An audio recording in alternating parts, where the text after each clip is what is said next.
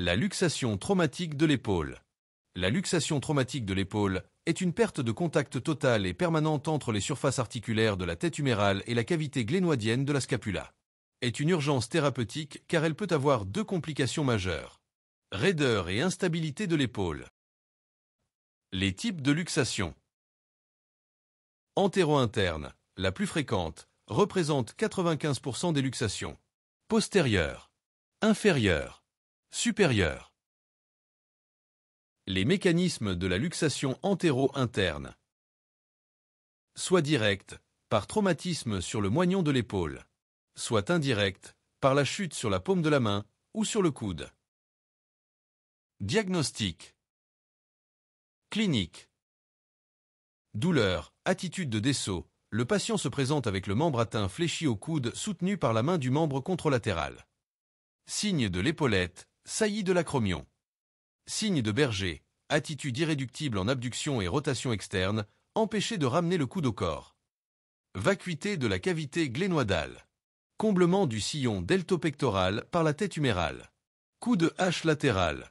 Élargissement antéro-postérieur de l'épaule de profil. Radiologie. Cliché de face et de profil. La prise en charge se fait en 3 temps. Premièrement, la réduction. Orthopédique, par plusieurs techniques. Manœuvre de Milch. Le praticien saisit le poignet ou l'avant-bras du patient du côté luxé. Le bras est abducté lentement, écarté du corps, jusqu'à atteindre 150 degrés. Une rotation externe est ensuite appliquée doucement, la paume vers le haut, favorisant le réalignement de la tête humérale avec la glène. Dans cette position, la tête de l'humérus se réduit souvent spontanément dans la cavité glénoïde sans traction excessive. Une fois la réduction obtenue, le bras est ramené doucement le long du corps.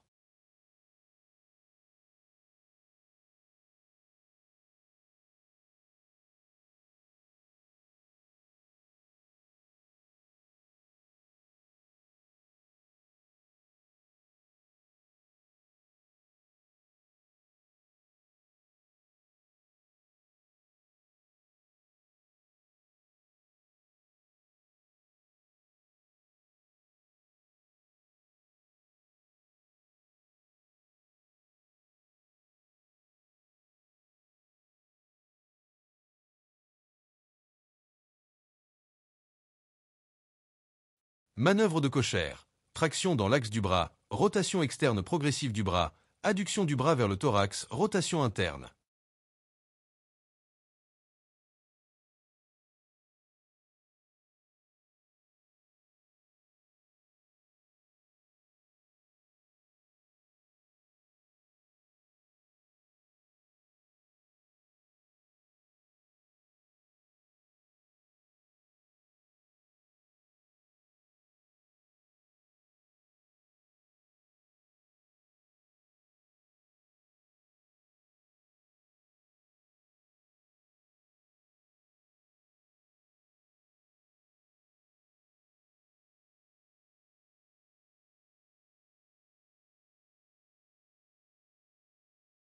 Manœuvre d'Hippocrate. Le premier aide assure une traction douce dans l'axe du membre, le deuxième assure une contre-traction dans le côté opposé avec l'aide d'un drap sous l'aisselle du malade.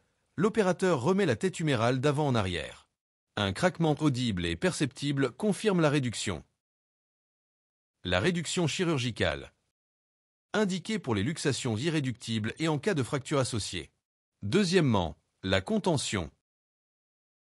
De type Dujarrier ou Mayo clinique. Pendant 6 semaines chez le patient jeune, risque de récidive, et 3 semaines chez le sujet âgé, risque de raideur. Troisièmement, rééducation. Débuter au 21e jour. Si récidive, le traitement chirurgical doit être proposé. N'oubliez pas de vous abonner à la chaîne pour recevoir toutes les nouveautés.